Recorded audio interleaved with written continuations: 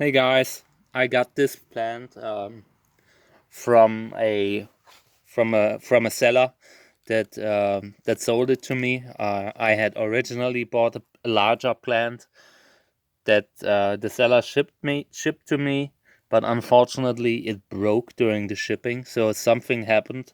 The post wrote me that they cannot send me the original plant because something in the package wasn't right. It's probably because it fell apart. So I got this one instead, and yeah, I'm pretty happy about it. I'm not sure what kind of Trichocereus it is. I mean, the flower is white and looks pretty big.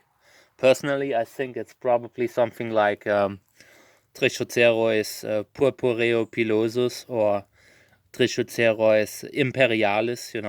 A hybrid between Trichocereus and Echinopsis. And yeah, this plant is of flowering age. It's pretty firm and pretty healthy.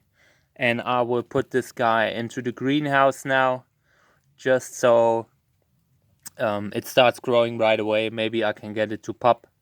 It needs to grow a main column. A main pop, just so it's more likely to flower.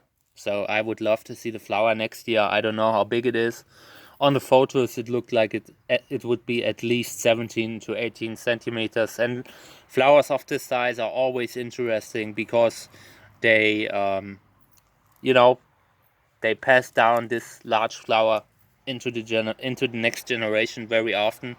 And if you hit them with the right pollen, you can get a great large flower that isn't white. In this case, it's white, and the offspring some of them will probably be white, but some may not be white. So yeah.